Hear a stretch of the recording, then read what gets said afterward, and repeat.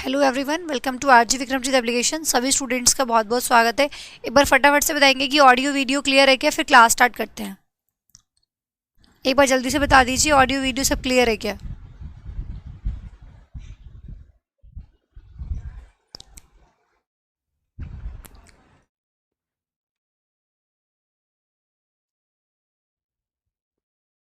Audio video सब clear है, फिर क्लास शुरू करते हैं भाई।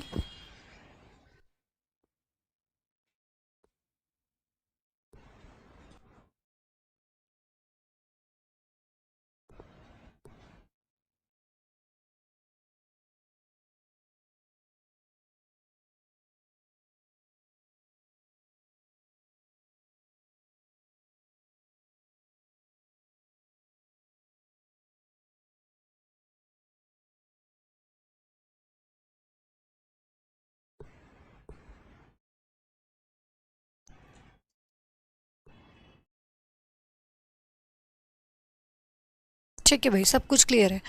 तो कितने पॉइंट्स कर लिए थे हमने? 3 पॉइंट्स कर लिए थे द को लेके, द का यूज़ कहाँ कहाँ पे किया जाता है। ठीक है, फिर फोर्थ यूज़ है नेम ऑफ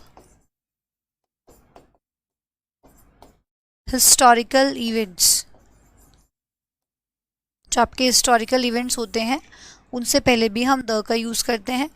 जैसे कि आपका हो गया क्विट क्विट इंडिया मूवमेंट, तो उससे पहले हमने लगाया द क्विट इंडिया मूवमेंट।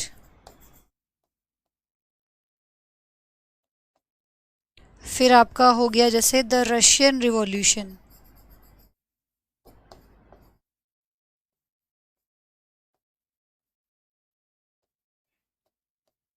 है ना।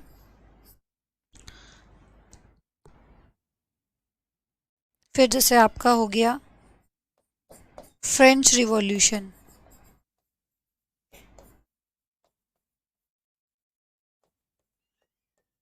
तो इससे पहले हमने क्या किया, द का यूज़ किया। ठीक है, तो जो हिस्टोरिकल इवेंट्स होते हैं उनसे पहले भी हम द का यूज़ करते हैं। चलिए फटाफट से कॉपी कीजिए।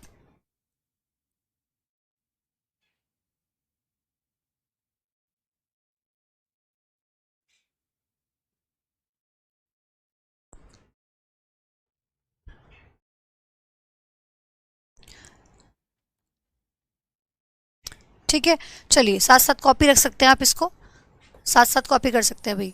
फिर हो गया नेम ऑफ रिलीजियस कम्युनिटी। जो रिलीजियस कम्युनिटी होती है उससे पहले भी हम द का यूज़ करते हैं। जैसे कि आपका हो गया the Hindus, the Muslims, the Sikhs,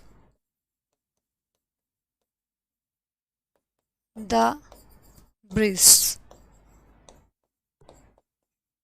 sorry बेस्ड्स। ठीक है भाई, तो ये भी आप लोगों का, इससे पहले भी हम रिलीजियस कम्युनिटी से पहले भी हम द का यूज़ करते हैं, लिख लेंगे।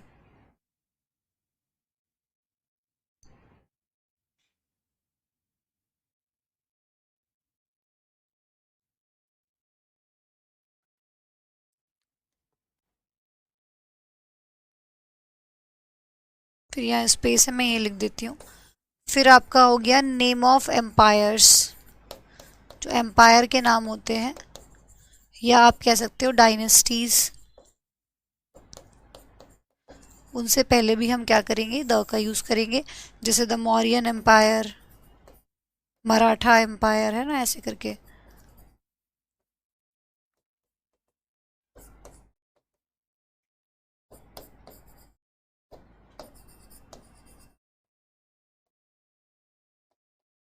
महेशमती एम्पायर, है ना, कुछ भी लिख सकते हैं आप यहाँ पे, लिख लेना the Mahishmati empire.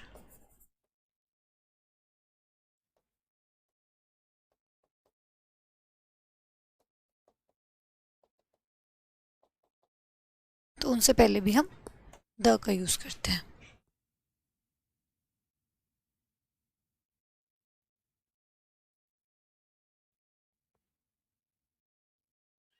Rajputana empire, ठीक है ना।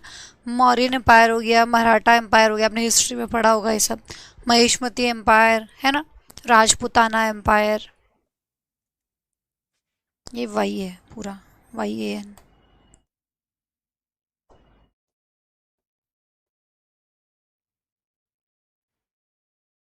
लिख लीजिए फटाफट से।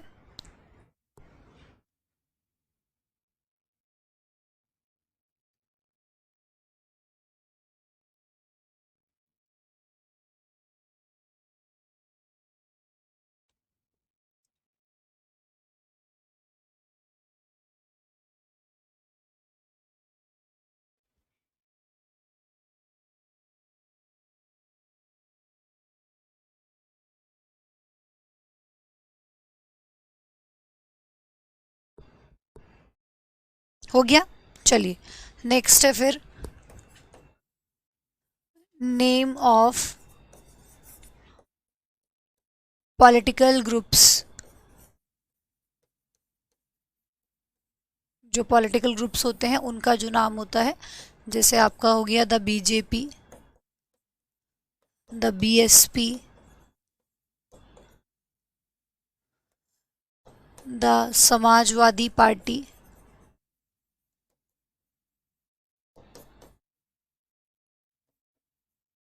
अलायंस, है ना। और जो भी आपकी हैं, आप हो गया, आप पार्टी हो गई। तो जितने भी आप लोगों की पॉलिटिकल ग्रुप्स होते हैं उनसे पहले हम द का यूज़ कर सकते हैं, ठीक है। उनसे पहले हम द का यूज़ करेंगे। कोई एक दो रह गई हो तो देख लेना।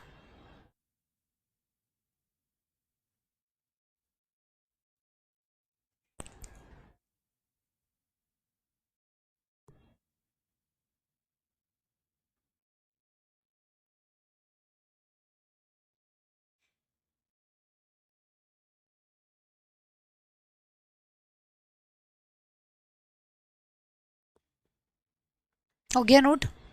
चलिए 8 पॉइंट लिखेंगे।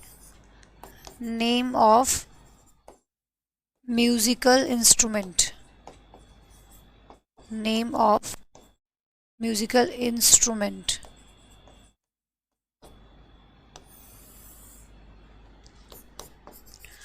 द पियानो, हारमोनियम,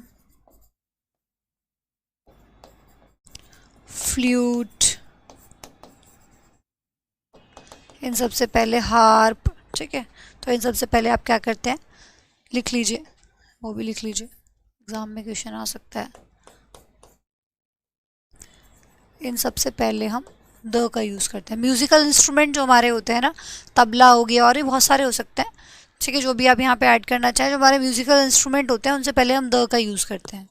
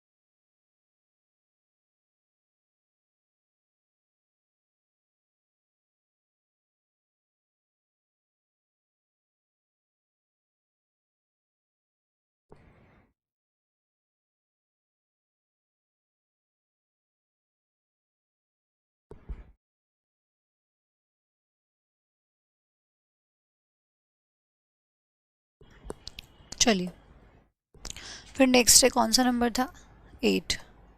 चलिए 9 नंबर है, ग्रुप ऑफ आइलैंड के लिए भी हम यूज़ करते हैं द का। जैसे द अंडमान एंड निकोबार हो गया,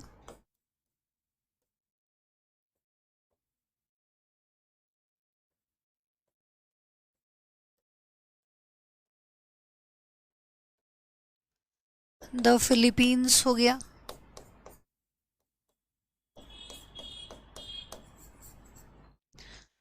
ठीक है भाई। और फिर आप लोगों का द का इम्पॉर्टेंट यूज, एक use the before superlative degree of adjective. Adjective chapter आप पढ़ चुके हैं, सुपरलेटिव डिग्री क्या होती है इसके बारे में भी अच्छे से जानते हैं अब आप, है ना। तो use the before superlative degree of adjective. Adjective की जो सुपरलेटिव डिग्री होती है उससे पहले हम द का यूज करते हैं, ठीक है। जैसे कि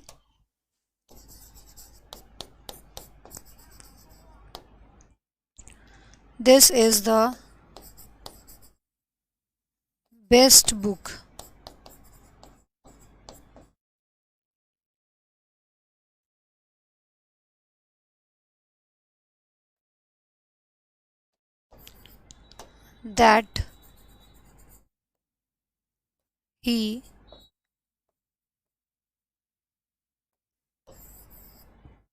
that he has bought ever। ठीक है, this is the best book that he has bot ever.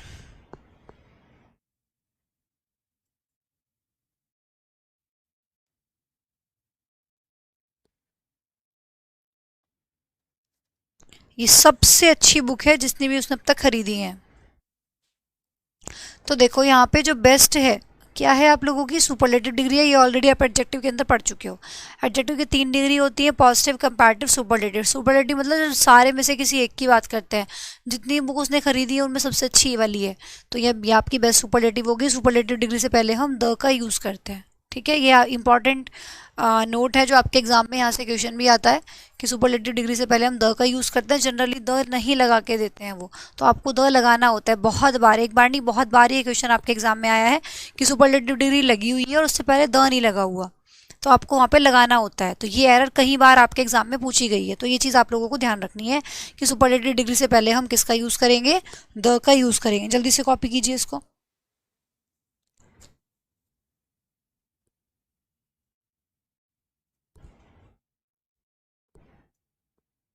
जैसे कि देखो और एरर कैसे आ सकती है यहाँ से, एक तो ये होगा कि एरर छुटी हुई होगी, दे नहीं रखी होगी आप लोगों को सुपरलेटिव डिग्री लिख के और आप लोगों को लगानी होगी, ठीक है। दूसरा एरर ऐसे बन सकती है, मान लो मैंने ऐसे बोल दिया a tallest man lives near my village. A tallest man lives near my village. तो देखो इसमें क्या गड़बड़ है, इसमें क्या गड़बड़ है, इसमें गड़बड़ ये है कि टॉलेस्ट आप जानते हैं क्या है, सुपरलेटिव डिग्री कि सबसे लंबा आदमी मेरे गांव के पास रहता है, ठीक है। सबसे लंबा आदमी मेरे गांव के पास रहता है, तो यहाँ पे टॉलेस्ट क्या है, सुपरलेटिव डिग्री है। तो सुपरलेटिव डिग्री से पहले नहीं किसका यूज़ करेंगे आप, द का यूज़ करेंगे। तो यहाँ पे ये आपकी एरर हो गई। तो एरर कैसे कैसे पूछ सकता है वो यहाँ से, या तो लगी हुई नहीं देगा, आपको लगानी पड़ेगी, या फिर एक द की जगह कुछ और लगा के दे देगा, ठीक है। फिर देखिए he is dash best student dash our class. चलिए फिल करेंगे, इसमें क्या आएगा। देखिए बेस्ट स्टूडेंट, बेस्ट क्या है, सुपरलेटिव डिग्री है, तो सुपरलेटिव डिग्री के लिए हम द का यूज़ करेंगे कि वो हमारी क्लास का सबसे अच्छा लड़का है, ठीक है। वो हमारी क्लास का सबसे अच्छा लड़का है। यहाँ पे क्या फिल करूँ, हमारी क्लास का। अगर मैं बोल रही हूँ, देखो 2 तरीके से आप इस बात को बोल सकते हैं कि वो हमारी क्लास में सबसे अच्छा लड़का वो है, ठीक है। हमारी क्लास में सबसे अच्छा लड़का वो है, हमारी क्लास का सबसे अच्छा लड़का वो है। तो यहाँ पे दोनों प्रपोजिशंस पॉसिबल हैं। आप यहाँ पे ऑफ लगाएंगे तो भी ठीक होगा, और यहाँ पे अगर आप इन लगाएंगे तो भी ठीक होगा। हमारी क्लास में सबसे अच्छा लड़का वो है, हमारी क्लास का सबसे अच्छा लड़का वो है, ठीक है। दोनों तरीके से आप बात को बोल सकते हैं और दोनों प्रपोजिशंस यहाँ पे लगाई जा सकती है, कोई सी भी दोनों लगा देना, ठीक है। लगानी एक ही है भाई, कभी दोनों ही लगा के आ जाओ कि मैम ने बोला था दोनों लगा सकते हैं, चलो दोनों लगा देते हैं। तो ऐसे काम मत करना, लगानी एक ही है, दोनों में से कोई भी आ सकती है। लेकिन ऐसा नहीं होगा आपके पास कि ऑप्शन में दोनों दे दी जाए, ऐसे नहीं मिलेगा। अगर फिल इन द ब्लैंक में आता है तो ऑप्शन में दोनों नहीं होंगे, क्योंकि दोनों ठीक है, दोनों में से कोई एक होगी तो आप लगा सकते हैं।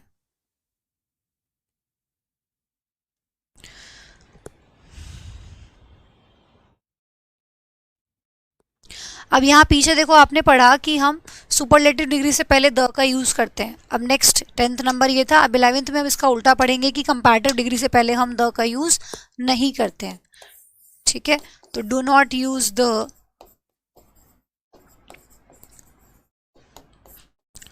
Before comparative degree of adjective.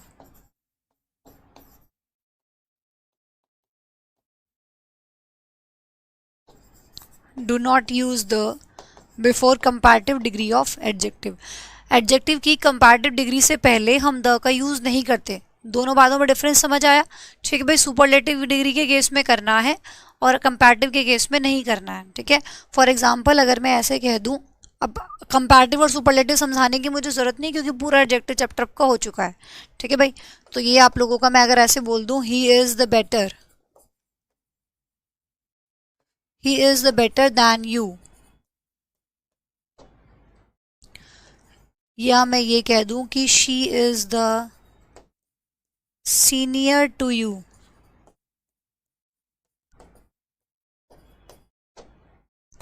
तो देखो ज़रा दोनों केसेस में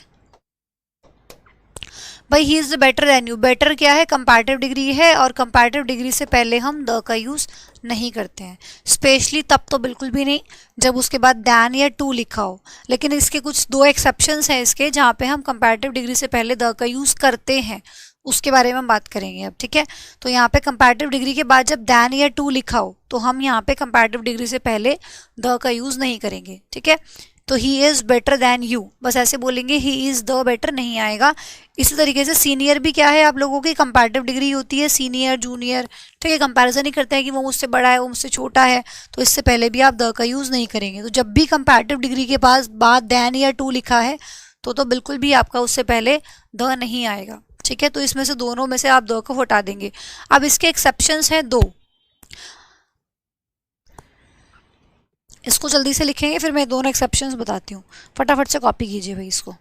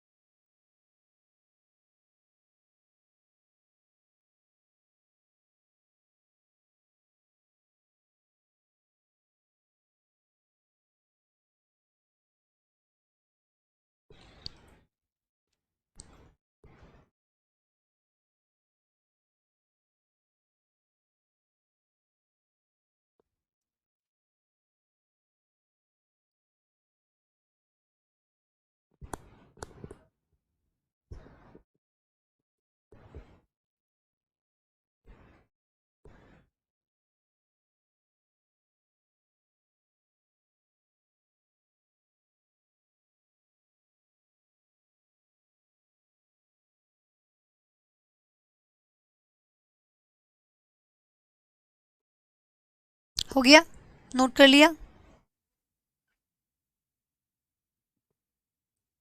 चलिए आगे बढ़ते हैं। तो इसके दो एक्सेप्शंस हैं, हेडिंग डालेंगे एक्सेप्शन।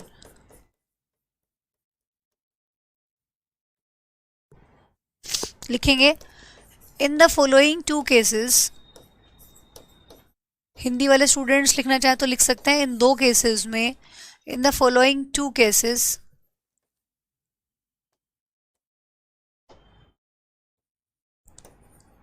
इन दो केसेस में we use the before comparative degree of adjective.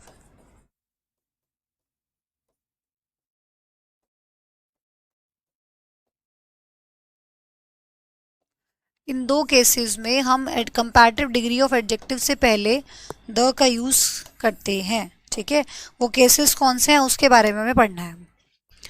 तो इन हिंदी वाले स्टूडेंट्स लिख सकते हैं कि इन फॉलोइंग टू केसेस, इन दो केसेस में हम कंपैरेटिव डिग्री से पहले द का प्रयोग कर सकते हैं। ठीक है, द का प्रयोग करते हैं। ठीक है, कर सकते हैं नहीं करते हैं, आपको करना ही है ये। अगर आपको वहाँ पे द नहीं दिया होगा तो आपको लगाना है, तो इसलिए कर सकते हैं नहीं लिखेंगे जो हिंदी वाले स्टूडेंट्स हैं। वी यूज़, हम करते हैं द का यूज़। ठीक है, क्योंकि अगर सेंटेंस आपके पास आया और वहाँ पे कंपैरेटिव डिग्री से पहले द नहीं लगाया गया तो आपको वहाँ पे लगाना होता है। ठीक है, आपको वहाँ पे लगाना पड़ेगा। तो वो केसेस कौन से हैं? तो पहले लिखेंगे case number 1।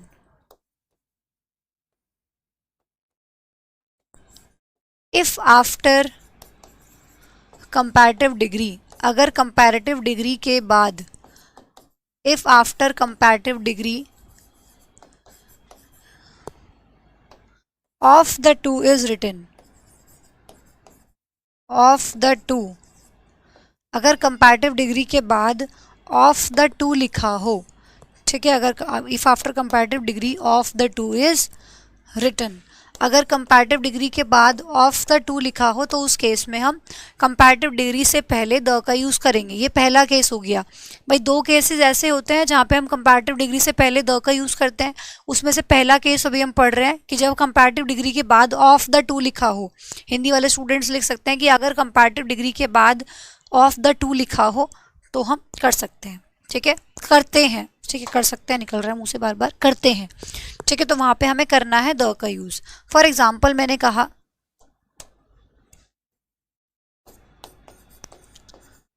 He is the better of the to boys.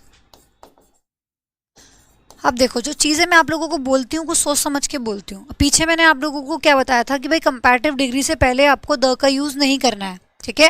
Comparative degree से पहले हम द का यूज़ नहीं करते हैं। फिर वही मैंने समझा दिया था, स्पेशली तब जब दैन या टू लिखा हो, ठीक है। जब कंपैरेटिव डिग्री के बाद दैन या टू लिखा हो तो उस केस में हम नहीं करेंगे। इसीलिए बोली गई थी यहाँ ये लाइन कि अगर कंपैरेटिव डिग्री के बाद दैन या टू लिखा हो तो नहीं करेंगे, क्योंकि यहाँ भी तो कंपैरेटिव डिग्री है और यहाँ आपको करना ज़रूरी है। यहाँ आप कर रहे हो और ये सेंटेंस सही भी है, ठीक है, ये सेंटेंस आपका सही भी है, इस सेंटेंस में कोई गलती भी नहीं है, सेंटेंस आपका सही भी है। He is the better of the to boys. अब बेटर क्या है, यहाँ पे कंपैरेटिव डिग्री है। और बेटर के बाद क्या लिखा है, देखो ऑफ द टू लिखा है। और जब कंपैरेटिव डिग्री के बाद ऑफ द टू लिखा हो तो उससे पहले फिर हमें द का यूज़ करना है। तो ये एक्सेप्शन हो गया।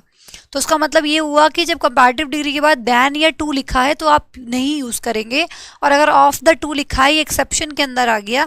तो अगर ऑफ द टू लिखा है तो आप कंपैरेटिव डिग्री से पहले द का यूज़ करेंगे, ठीक है। तो ही is the better of the to boys. अब एक चीज़ ये बच्चे क्या रट लेते हैं, देखो कि बाद में ही लिखा होना चाहिए। अगर आपके पास सेंटेंस इसको घुमा के ऐसे आ गया, आपके पास अगर क्वेश्चन ऐसे आ गया, of the two wrestlers he is stronger, दो रेसलर्स में से वो ज़्यादा स्ट्रांग है। तो स्ट्रॉन्ग, स्ट्रॉन्गर, स्ट्रॉन्गेस्ट, स्ट्रॉन्गर क्या है, कंपैरेटिव डिग्री है। अब बच्चे सोचेंगे सही लिखा हुआ है, क्योंकि मैम ने ये बताया था कि कंपैरेटिव डिग्री के बाद अगर ऑफ द टू लिखा हो तो, ठीक है, कंपैरेटिव डिग्री के बाद अगर ऑफ द टू लिखा हो तो कंपैरेटिव डिग्री से पहले द लगाएंगे। लेकिन यहाँ तो बाद में लिखा नहीं ऑफ द टू, यहाँ तो पहले लिखा है, ठीक है। तो बात कुछ नहीं है, वो सेंटेंस को घुमा देगा। सेंटेंस के अंदर ऑफ द टू तो आ रहा है ना। आप इस सेंटेंस को देखिए, ऐसे भी तो लिख सकते हो, ही इज स्ट्रॉन्गर। देखो दो दो चीज़ें होती हैं, मैंने कॉमे से कनेक्ट कर दी करके इस पार्ट को पहले लिख दिया।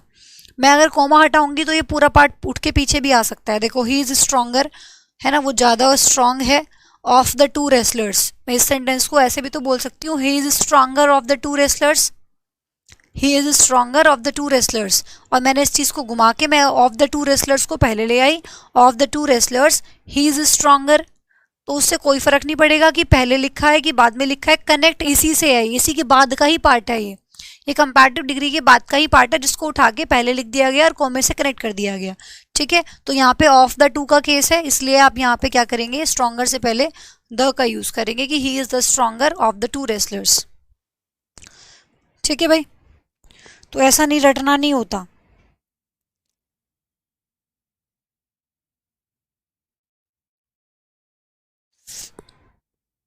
अब देखो, ऐसा भी हो सकता है, एक पॉसिबिलिटी ये बन सकती है यहाँ पे कि ऑफ द टू ना देके वो दो, जो जिन दो चीज़ों की बात कर रहे हैं उन दोनों चीज़ों का नाम ही दे दे, ठीक है। जैसे यहाँ पे वो बोल रहा है of the two wrestlers, of the two wrestlers ना बोल के वो दोनों रेसलर्स का नाम दे देता कि इस रेसलर और इस रेसलर के बीच में ये ज़्यादा स्ट्रांग है, तो तब भी आप द का यूज़ करेंगे, क्योंकि ज़रूरी नहीं है कि ऑफ द टू ही लिखा है। ऑफ द टू की जगह वो दोनों चीज़ों का नाम भी दे सकता है। कैसे, देखो मैं समझाऊंगी, पहले इसको जल्दी से कॉपी कर लो।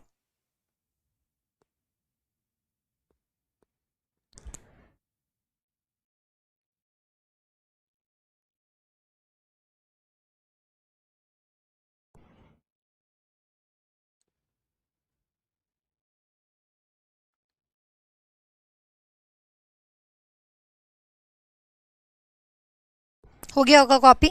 चलो, जैसे वो आपको ऐसे दे दे,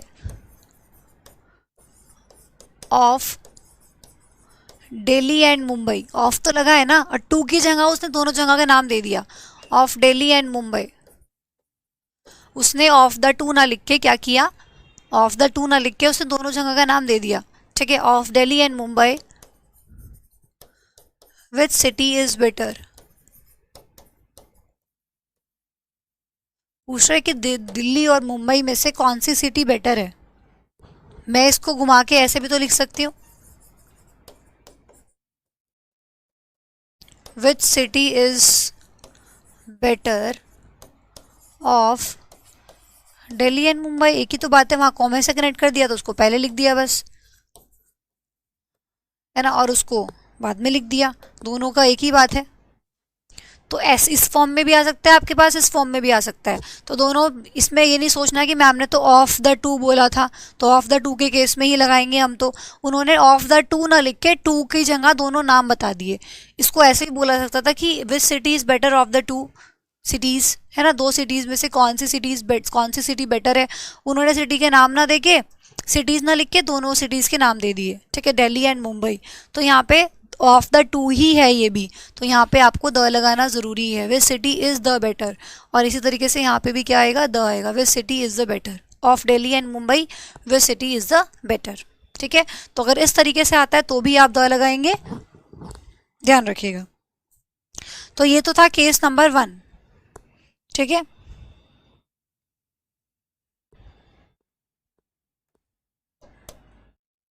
अब हम बात करते हैं केस नंबर 2 की, दूसरा exception.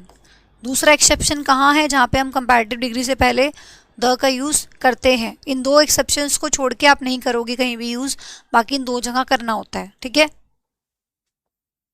When there is regular increase, जिसको आप प्रोग्रेशन और रिग्रेशन भी बोलते हैं, when there is regular increase और regular decrease in a sentence, regular increase or regular decrease given in a sentence। जब सेंटेंस में या तो कोई बढ़ने की बात हो रही हो रेगुलर, या कोई चीज़ घटने की बात हो रही हो रेगुलर, तो उस केस में हम कंपैरेटिव डिग्री से पहले द का यूज़ करते हैं। जैसे देखो मैंने बोला रेगुलर इंक्रीज रेगुलर डिक्रीज का मतलब क्या है, इसको हम प्रोग्रेशन और रिग्रेशन भी बोलते हैं। जब सेंटेंस में प्रोग्रेशन और रिग्रेशन की बात हो रही है, मतलब कोई चीज़ बढ़ रही है तो उसकी वजह से दूसरी भी बढ़ रही है, ठीक है। मैं आपको पढ़ा रही हूँ तो आपकी प्रैक्टिस भी और बढ़ रही है। मैं आपको पढ़ा रही हूँ, ठीक है, आपकी नॉलेज और बढ़ती जा रही है। जैसे जैसे मैं आपको पढ़ाऊंगी ऐसे ऐसे आपकी नॉलेज और बढ़ेगी। जैसे जैसे आप पढ़ेंगे आपकी प्रैक्टिस और अच्छी होगी। जैसे जैसे आप मॉक लगाएंगे वैसे वैसे आपके नंबर और बढ़ेंगे, ठीक है। तो एक काम के करने से दूसरा भी क्या हो रहा है, उस पर इफेक्ट आ रहा है और वो भी बढ़ रहा है।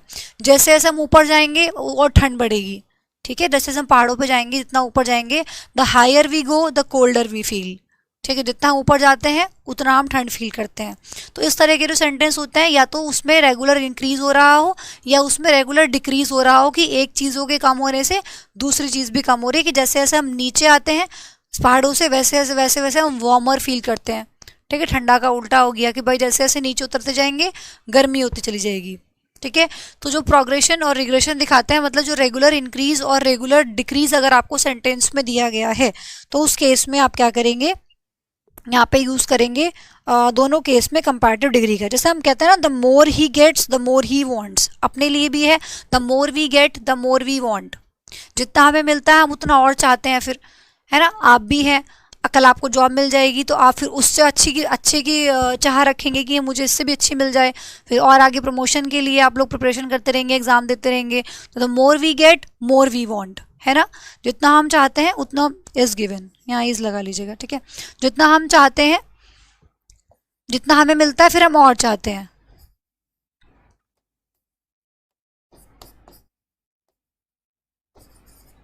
The more we get more we want, जितना हमें मिलता है फिर उतना ही हम और चाहते हैं, ठीक है। तो यहाँ पे इस तरह के जो सेंटेंस होते हैं, तो देखो यहाँ पे मोर क्या है, कंपैरेटिव डिग्री है, और यहाँ पे भी मोर कंपैरेटिव, तो दोनों के साथ आपको द का यूज करना है। The more we get, the more we want, इस तरह के सेंटेंस जो होंगे वो ऐसे बनेंगे। The more he get, the more we want, the more he gets, the more he wants. Singular होगा तो वांट्स कर देंगे, ठीक है ना। जितना आप पढ़ते हो उतना आप सीखते हो, ठीक है। डेफिनेट सी बात है कि भाई जितना आप पढ़ोगे उतना ही सीखोगे। अब आप अगर पढ़ोगे नहीं तो सीखोगे कैसे? तो जितना आप पढ़ते हो उतना आप सीखते हो। The more you read, the more you read, the more you learn, है ना। The more you read, the more you learn. इसको लिखो, फिर मैं एक दो एग्जाम्पल्स और लिख देती हूँ। इसको लिखो पहले आप।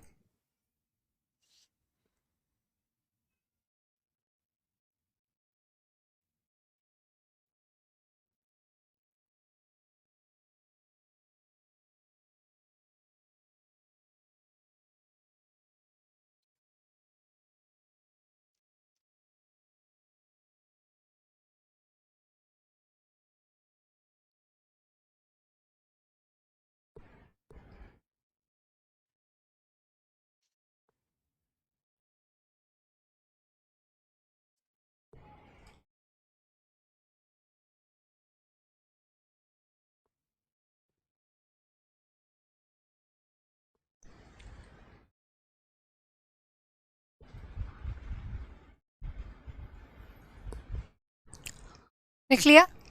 चलिए, जैसे मैंने बोला कि जितना आप पढ़ते हो उतना आप सीखते हो, तो मैंने बोला द मोर यू रीड,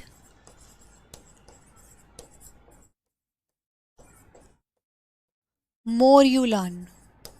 सही करो उसको फटाफट से, इसको जल्दी से सही करेंगे। स्टूडेंट्स की कैसे सही होगा ये? फिर जैसे मैंने बोला the higher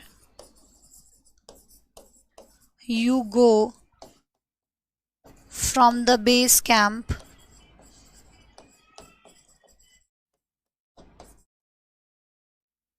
the colder you feel.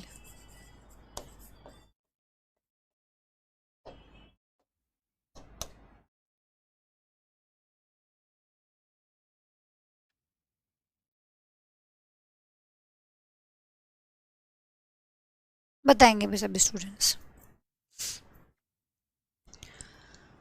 Very nice भाई, ठीक है ना। देखो स्टूडेंट्स का आंसर आया the more you read, the more you learn. बहुत अच्छी बात है भाई। यहाँ पे दोनों कंपैरेटिव डिग्री है, मोर भी, और दोनों के साथ आप क्या करेंगे? द का यूज करेंगे।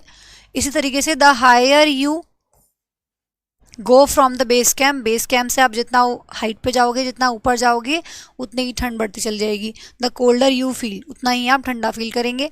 तो द हायर, द कोल्डर, दोनों कंपैरेटिव डिग्री है, दोनों के साथ द लगा हुआ है। दोनों सेंटेंस एकदम सही है, सेकंड सेंटेंस बिल्कुल ठीक लिखा हुआ है, ठीक है।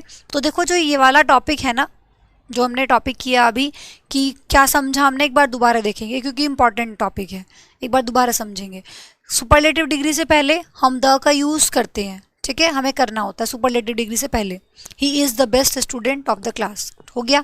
कंपैरेटिव डिग्री से पहले हम द का यूज़ नहीं करते हैं, स्पेशली तब जब दैन या टू लिखा हो। मैं बोलूँगी he is better than you, ये सही होगा। He is the better than you बोलना गलत होगा, ठीक है। He is senior to you सही है, he is the senior to गलत हो जाएगा। फिर दो केसेस ऐसे हैं जहाँ पे आप कंपैरेटिव डिग्री से पहले द का यूज़ करते हैं। उसमें से पहला केस है जब ऑफ द टू का केस बन रहा हो, जब लिखा हो ऑफ द टू, या फिर ऑफ टू की जगह दोनों चीज़ें दे रखी हों, ठीक है। ऑफ दिल्ली एंड मुंबई, है ना, ऑफ रेसलर्स की जगह रेसलर्स के नाम लिख दिए।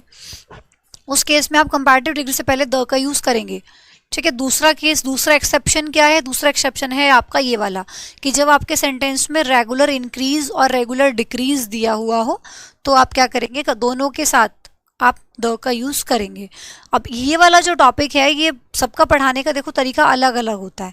ये बहुत से टीचर्स इसको एडजेक्टिव के अंदर कराते हैं, मैं इसको आर्टिकल में कराती हूँ, क्योंकि यहाँ पे पूरी कहानी द की है मेरे हिसाब से, क्योंकि जो पूरी की पूरी कहानी है यहाँ पे द लगाने की है, कि कहाँ द को लगाना है, कहाँ द को नहीं लगाना है।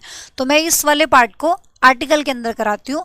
बहुत से टीचर्स इसको एडजेक्टिव के अंदर कराते हैं, दिक्कत कुछ नहीं है, जहाँ मर्जी कर लो, करना तो है ही एट लास्ट, है ना। वहाँ भी करना है, यहाँ भी करना है।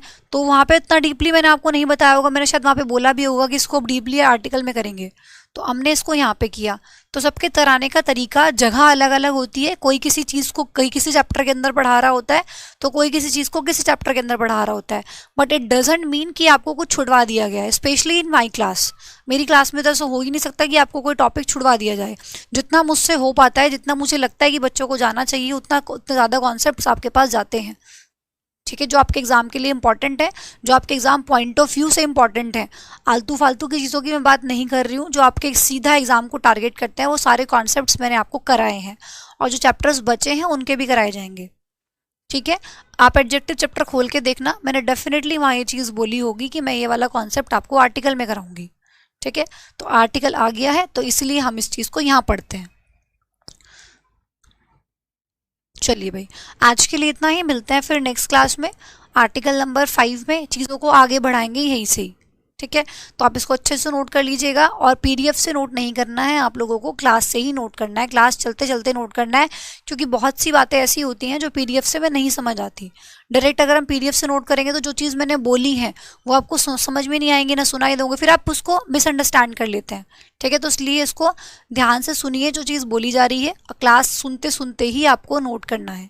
ठीक है, बेशक आप उसको पोज कर सकते हैं जितना आप नोट कर रहे हैं, उसके बाद फिर नोट कर सकते हैं। सबसे अच्छा है कि लाइव अटेंड कीजिए क्लास। ठीक है, चलिए आज के लिए इतना ही। मिलता है फिर नेक्स्ट सेशन में। Thank you so much for giving a precious time. Take care of your self and respect your parents. Bye bye.